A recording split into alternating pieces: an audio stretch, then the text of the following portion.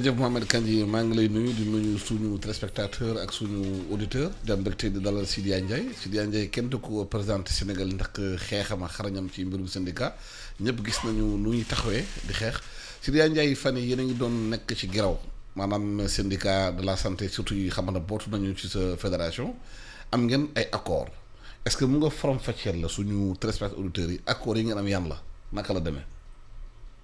waaw loolu moo tax sànq sax mooy doon woote pour ñu yenn ma kii bi parce que bëri na la ñuy signé comme accord vraiment c'est inédit li ñu am ci accord parce que mosuñu am secteur santé parce que ñu doon jooytu li nga xam ne mooy régime indemnitaire.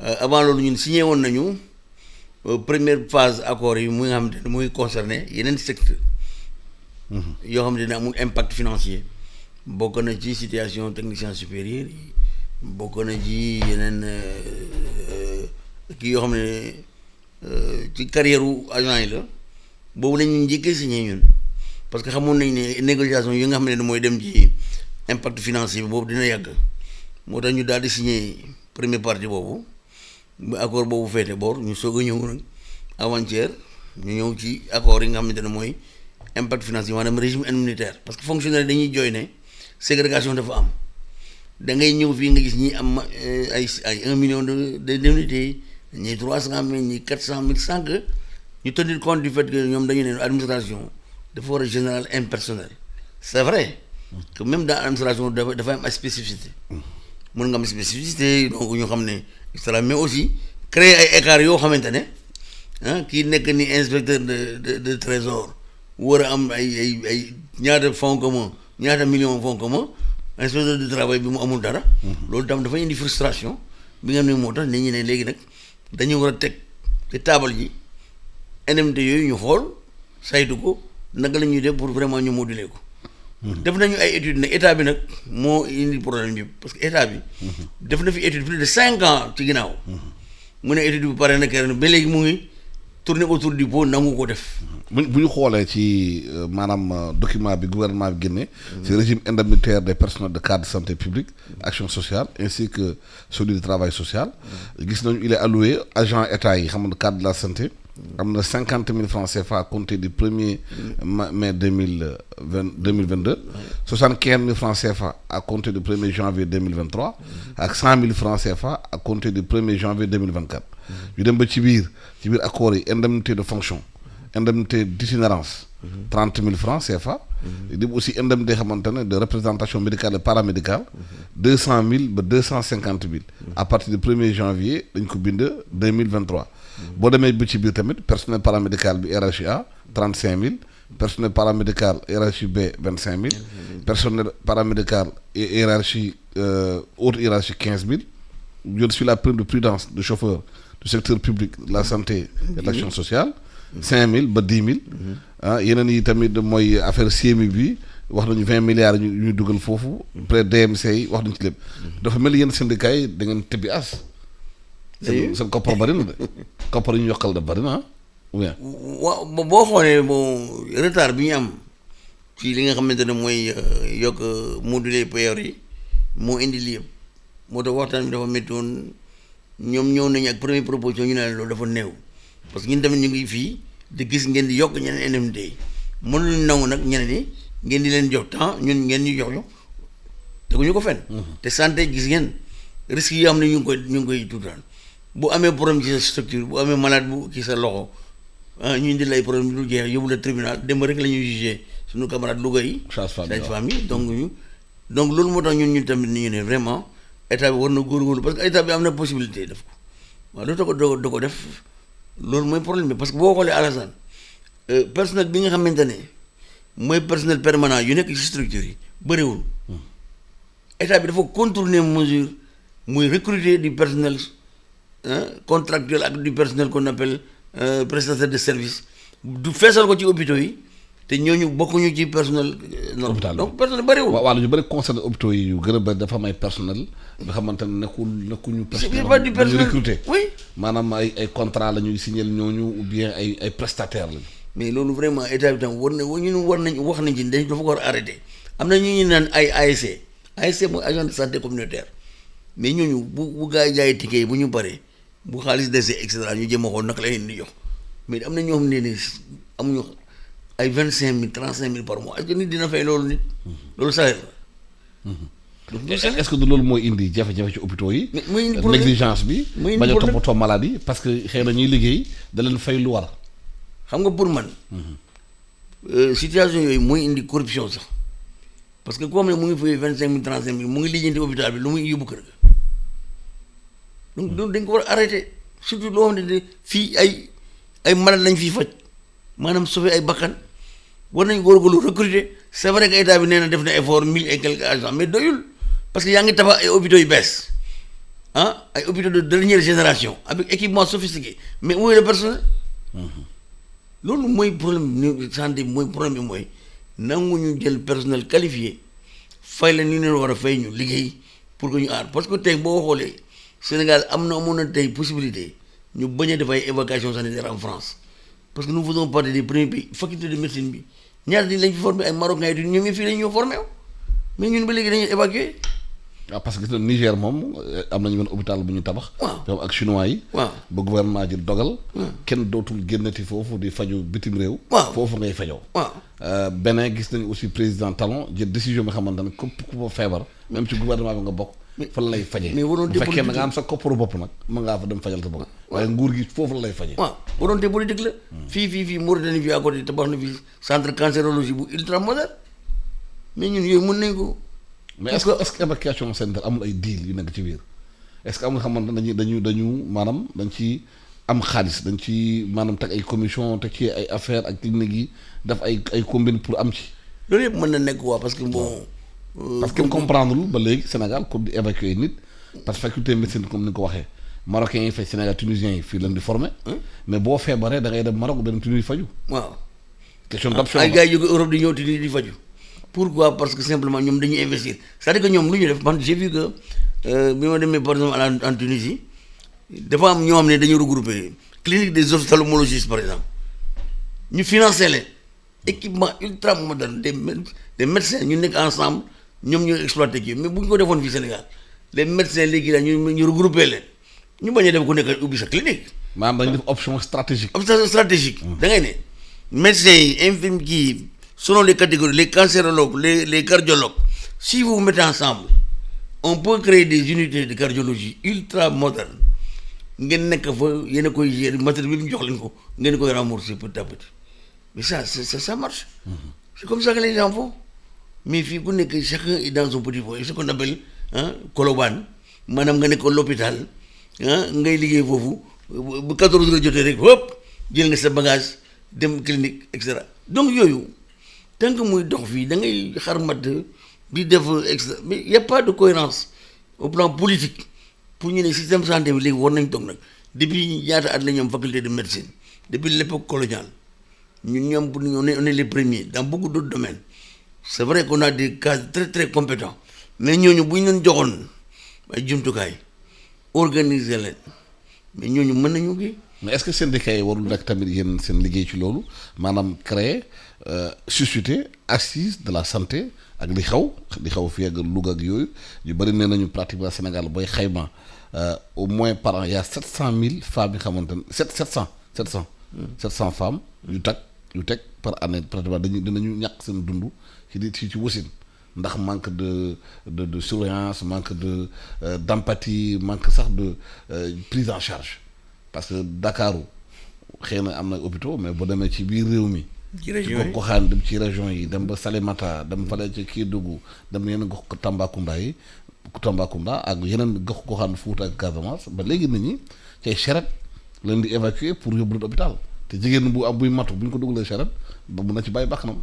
dëgg li nga woon nii dafa am solo parce que Assane gis nga de la même manière que gars yi doon wax ne temps yële way enseignants yi aussi dañoo doon ñëw par vocation santé aussi dafa am ñoo fa nekkuñu fa par vocation dañ fa ñëw rek pour jàpp ci dara rek da ngay tase ak ni nga tase ak moom mu ne la maa ngi centre de santé solo blouse fekk deful formation deful ci le temps lañ koy jàngal ba pare les gens titulaires qui sont à leur poste parfois ne sont jamais là il y a d'autres qui veulent assurer les services à leur place alors qu'ils ne sont pas les compétences et qui donc risque yooyu Et moi, je n'ai pas l'impression qu'il y a des contrôles inopinés, rigoureux. Parce que c'est mon impression. Parce que finalement, je me demande, est-ce que parce que am nañ service d'inspection ministère du de contrôle la santé, waaw. Est-ce que am nañ inspection rigoureux qui, sur la base d'un truc là, peut planifier sur l'ensemble du territoire des contrôles inopinés pour xool surtout la question des urgences. Parce que tout dépend de ça. Madame, boo ñëwee le premier contact avec l'hôpital, c'est l'urgence. Il faut que nous d'abord qu'est-ce qui se passe pour nous la référer. Mais s'il n'y a pas ça, Arsène, qu'est-ce qu'on fait? Dañuy tab rek te nit comme ni may wax rek dama ne kii liggéey structure de santé du comme tailleur wala menuisier boo trompé ci tissu da nga demaat ci boutique bi jënd tissu bi defar mais ñun bu ñu trompé ci nit bi day dem on le perd.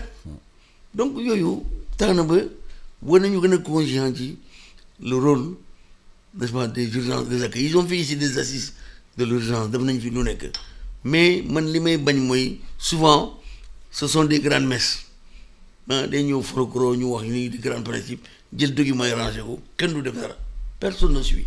Mais normalement des services comme le service de santé dafa war am un contrôle parce que même les cliniques privées qui s'installent tout ça les gens ils installent des appareils, ils font des dialyses, des trucs. Est-ce qu'il y a le contrôle rigoureux pour voir si les choses se passent normalement? Parce qu'il y a am na ñu déplorer guddi boo ñëwee ci hôpitaux yi ñu fay fekk ay jeunes ngay fekk foofu ay ñu ngi université di jàng ñoom ñoo fay nekk mais docteur bi war a fekk ni kii toppatoo doo ko fekk 14 heures la plupart des gens cadres sont partis, le reste c'est du personnel qui est là. Donc et souvent ça c'est des risques. Est-ce que ñooñu ils sont à même de prendre des décisions? C'est pas dans tous les hôpitaux mais souvent dans beaucoup de structures c'est comme ça. Est-ce qu'ils sont à même scientifiquement de prendre certaines décisions pour mën ko kii et cetera bu chance amul accident am c'est des problèmes. La personne qui devait être là elle est déjà chez lui. Or on avait même dit que dans certaines structures le médecin chef wala yooyu day logé ci hôpital loolu pour bañ a am problème. Mais yéen au-delà de revendication salariale revendication yokk yéen syndicats yi lan mooy seen liggéey ci loolu.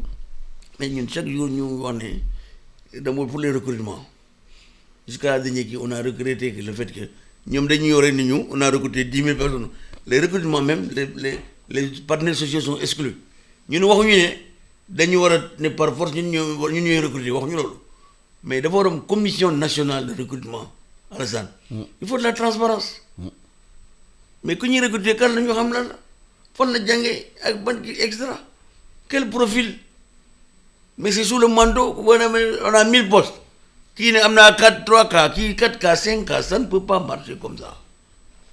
Surtout secteur santé. Le secteur santé loolu qui est très sensible. C'est trop sensible bu ñu ko defee. dañuy daal bakkanu nit yi moo ci nekk. Donc c'est des questions comme ça. Les bourses qu'on doit attribuer les commissions de bourse ne se tiennent plus. Nous on est au courant de rien. lu tax loolu. Mais je sais pas on est au courant de rien. bourse yaa ngi am ba léegi mais commission amatul. Dara amatul dafa ne fu lu mbag dañ ko même les derniers trucs qu'on faisait c'est-à-dire les pèlerinages à la Mecque même là-bas aussi on dit que c'est depuis la présidence qu'on pilote tout ça tout le reste est écarté. Ah bon? Mais bien sûr. Mais pourquoi on le fait comme ça? C'est parce qu'on met des cas qui n'ont rien à voir pour aller assister des gens à la Mecque. Alors normalement la commission de pèlerinage dafa war a am des gens yoo xam ne. mooy commission médicale bi. waaw. waroon na am ñoo xam ne war nañ fi nekk pour xool la santé de qui on ne sait jamais. Oui. Donc il y a beaucoup de choses yoo xamante ne bon le fait de prendre les partenaires sociaux comme des parias de les écarter dans certaines décisions stratégiques nous on dit on doit simplement être là pour voir maintenant la décision c'est vous qui la prenez.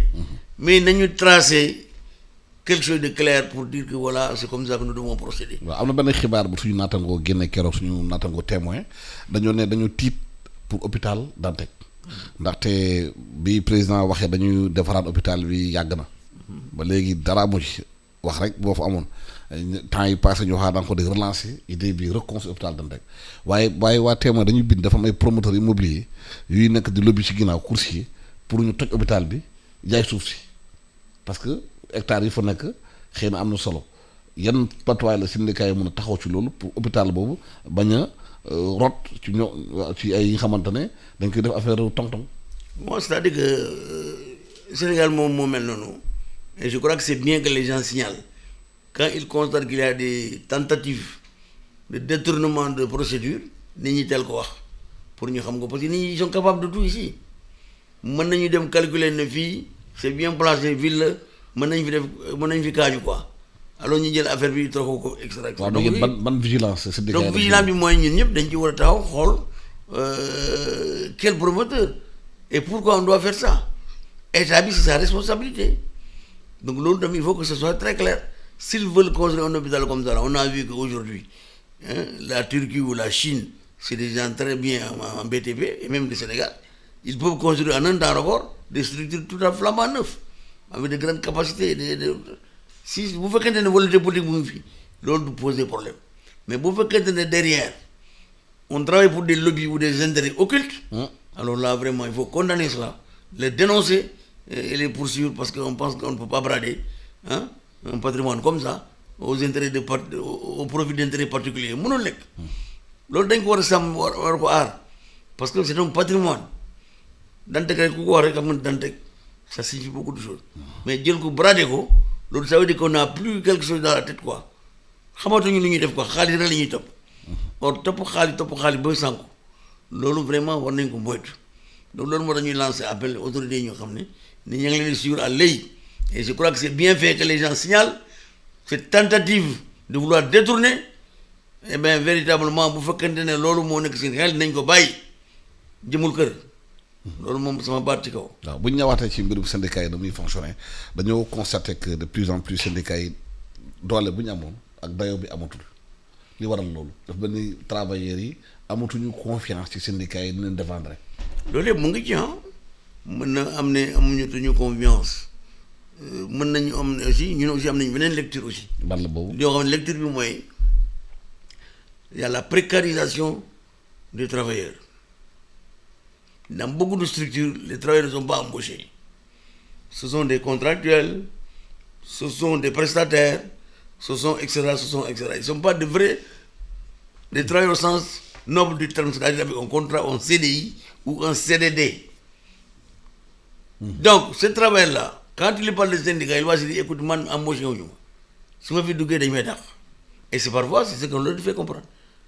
Tu me dis, Mungi Fess, Gayang Har, Bofi Dama. Et c'est dans toutes les structures que ça existe. Donc c'est ce qui fait qu'aujourd'hui, par exemple, dans l'hôpital, le nombre d'agents qui cotisent dans nos cotisations sont très faibles par rapport à la masse critique de contractuels qui sont 5 fois, 10 fois plus importants que les travailleurs permanents. Et d'ailleurs, ça joue même sur les moments d'humeur. Parce que quand tu fais un moment d'humeur, le directeur de l'hôpital dit à ses contractuels, si vous ne travaillez pas, je ne vais pas vous payer. Donc le moment il est presque brisé. Donc voilà les questions sur lesquelles. Mais ban saafara ngeen di indi ci loolu. Non saafara mooy ñun on demande qu'on recrute les gens mais ils ne veulent jamais recruter les gens les travailleurs aussi mun na leen wax ba ñu dégg ne ñoom aussi waruñu nangu n'importe quel type de contrat mais te dina woy sama yaay moo ngi toog kër ga man rek la ñu am su ma liggéeyee lu may def et cetera il y a des et cetera man ak récemment nous au niveau de la FGT nous avons eu à Dangote Ciment à saluer un accord qui est intervenu entre nous et cette entreprise par l'entremise du Haut Conseil du dialogue social et du ministère du Travail. On avait vu qu'il y avait presque le nombre de travailleurs permanents et le nombre de travailleurs intérimaires était supérieur de 2 fois au nombre de travailleurs permanents. Quand on a mené notre enquête, on a discuté, on a dit à l'entreprise, mais écoutez, vous prenez des services d'intérimaires. Il est plus profitable de recruter ces gens-là que de les laisser des intérimaires à qui vous payez. Mais c'est ça. On les recrute directement, mais ils passent cabinet intérimaire. Donc on a pu négocier et aujourd'hui on a pu sauver presque 355 emplois qui étaient précaires et qui sont en train d'entrer là. Mais c'est grave parce qu'ils ont eu pris le courage aussi de se syndiquer. Bien que sachant qu'on pouvait les créer des problèmes, les licencier et tout. Mais ils ont accepté de venir prendre des risques, de venir lutter avec nous à nos côtés. Ba ñu def teg yoon ba tey ñu ngi leen dugal par vague successive de 100 personnes ba léegi stock bi jeex donc yooyu defe naa ne loolu bu ñu koy def nit ñi bu ñu amee liggéey ils n'ont pas peur de se syndiquer mais quand quelqu'un n'a pas un truc permanent un contrat solide Alassane c'est difficile de le convaincre et donc ça fait partie mais ça n'empêche que li ngay wax aussi syndicat aussi le fait que leur multiplication comme les partis politiques, a affaibli leur capacité de riposte. Par exemple, pour la question de la mobilisation sociale, ça pose problème. Aujourd'hui, am na aussi ñuy reproché syndicats yi alternance bu am ci syndicats yi. oui. maanaam da nga gis Sidya Ndiaye nekk pendant 15 ans à la tête du syndicat. du ko changé. te li ngeen di reproché parti politique yi moom ngeen di pratiquer. Nous, on n'a rien reproché au parti politique. parce que da ngeen ne alternance boobu. Non, ñun on n'a rien reproché au parti. Parce que la question de l'alternance, c'est l'organisation qui doit s'en occuper et les membres. mais est-ce que congrès da ngeen ko def yéen est-ce que da ngeen def ay Oui, réunion pour xam régulièrement. waaw. Parce qu'il y a des décisions que tu ne peux pas prendre comme ça à l'emporte-pièce. Par exemple, les grèves que nous avons menées, si nous n'avions pas une direction unifiée qui s'occupe de ça, et bon, chaque semaine, on fait des communiqués de grève sur la base sur l'ensemble du territoire avec les régions. mais lu tax Pour lever le mot d'ordre, toutes les régions ont été obligées de venir pour prendre connaissance.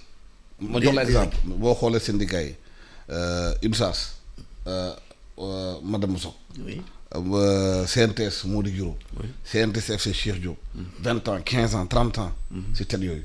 xanaa si syndicat amul ñeneen ñu war a mun diriger. waaw mais ça vous demandez ça xanaa ñoom syndicats yi am travailleurs yi.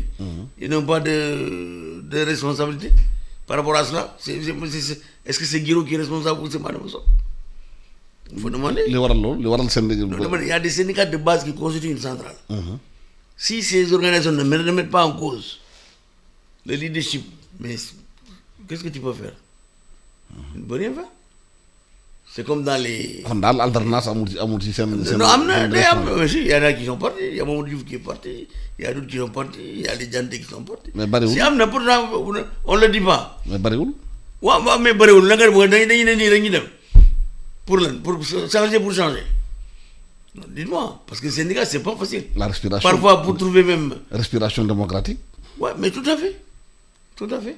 Moi, je suis tout à fait d'accord, mais ça, c'est l'aspiration des militants qui cotisent. Parce qu'il faut comprendre que les syndicats, c'est pas comme les partis. Ils cotisent. S'ils ne sont pas d'accord, ils vont dire qu'on n'est pas d'accord. On doit arrêter. Mais s'ils ne disent pas qu'on doit arrêter, les gens continuent. Voilà. Donc, c'est ça la question principale. Mais, comme vous l'avez dit, de la même manière que ça se pose, parce que vous savez, la question des mandats, des alternances, vous savez, je prends le cas d'Angela Merkel en Allemagne, elle a fait 5 mandats. Pourtant, c'est un État démocratique. Oui, mais là-bas, c'est l'Allemagne. Non, je dis, non, c'est-à-dire qu'il ne faut pas. Contexte beaucoup. Non, d'abord, contexte beaucoup. Qui beaucoup, mission est beaucoup aussi. Il faut que nous comprenions, les syndicats ou les partis, d'où aient moment. Lorsque les gens, d'ailleurs, beaucoup parfois, ce qui fait qu'il y a parfois des scissions dans les organisations, c'est parfois la question de la démocratie interne. Quand elle n'est pas respectée, ou elle est bafouée, souvent, il y en a qui s'en aillent. S'ils ne peuvent pas de l'intérieur essayer de changer. Donc, c'est des questions qu'il faut prendre en compte et qu'il faut gérer. D'accord. Sidya Ndiaye maa ngi lay gërëm di la sant di fàttali auditeurs et téléspectateurs yi yaay secrétaire général fédération générale des travailleurs du Sénégal di waxtaan ak yow ci mbirum maanaam indemnité syndicat yi am accord yi am yi faram-fàcce ko waxtaan aussi ci dundin syndicat yi ci Sénégal alternance bi waram ci biir syndicat yi jafe-jafe yi am yooyu ñu waxtaan ci mbirum yëpp maa ngi lay gërëm di la sant ñaanal bëccëgu jàmm ak salaam.